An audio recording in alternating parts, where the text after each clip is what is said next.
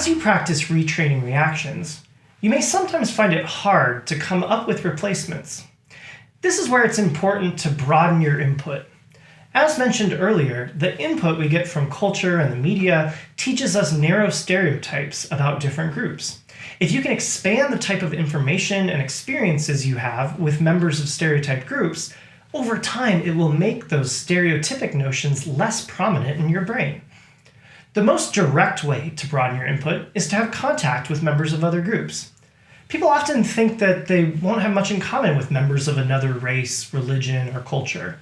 People with different backgrounds from you will, of course, have some different experiences, but research shows that there are much more similarities between groups than differences.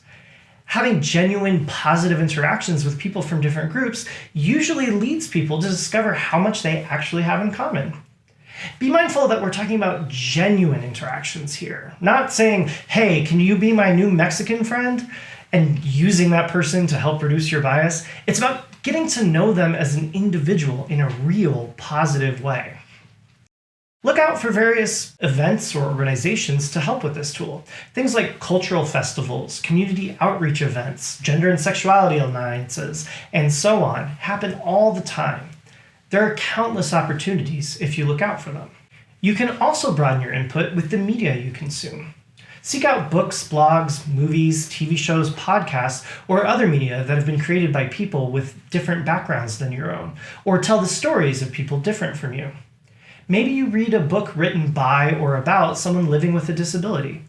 As you broaden your input by learning about that person, you build new mental connections to dilute narrow stereotypes. And it could also help you get better at doing perspective taking because you've learned about someone's actual experiences. Something to watch out for here is assuming that one person's experience speaks for their whole group. Whether it's through actual contact or through the media, respect people's experiences as their individual story without giving it the burden of speaking for others. A third way to broaden your input is by modifying images in your environment. Whether we notice or not, our environment is filled with messages about who belongs and who makes important contributions. We often see these kinds of images on websites, brochures, or photographs in important buildings. These images tend to favor stereotypical ideas. For instance, the University of Wisconsin-Madison, where I work, put up this mural to showcase amazing scientific achievements that have occurred here. After this mural wall was installed, people noticed that the showcase scientists were almost exclusively men. These kinds of images reinforce stereotypes that say only men do good science, and they also make women feel like they don't belong in science. When this was brought to the attention of the people in charge of this building, they realized this oversight, and at considerable cost, they tore down part of the mural and rebuilt it to include some of the many women scientists who have made contributions.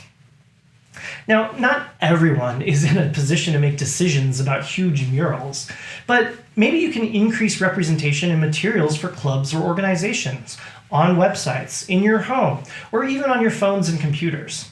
You can display buttons or stickers that remind you about diversity-related causes you believe in. These can serve as cues to remind you of your commitment to breaking the bias habit. A colleague of mine sets her computer screensaver to show images of successful women and people of color to make sure her daily input includes people who contradict stereotypes. Each time you see these images and messages, they reduce the strength of stereotypes in your mind.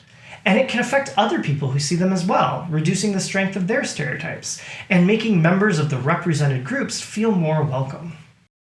If you broaden your input by making new friends, consuming different media, or modifying images in your environment, you're building new associations in your brain to compete with the habitual, well-learned stereotypes, making bias less likely.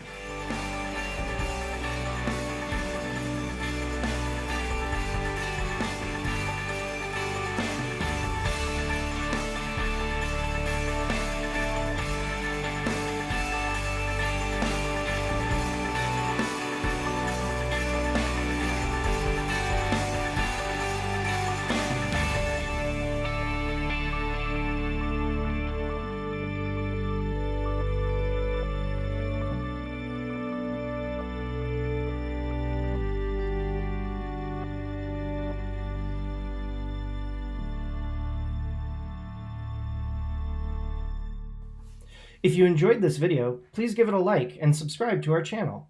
To be notified of when we post new videos, click the bell icon to turn on notifications. You can also go to biashabit.com to learn more, to donate, to sign up for our newsletter, or to contact us about evidence-based bias and DEI trainings. Thank you.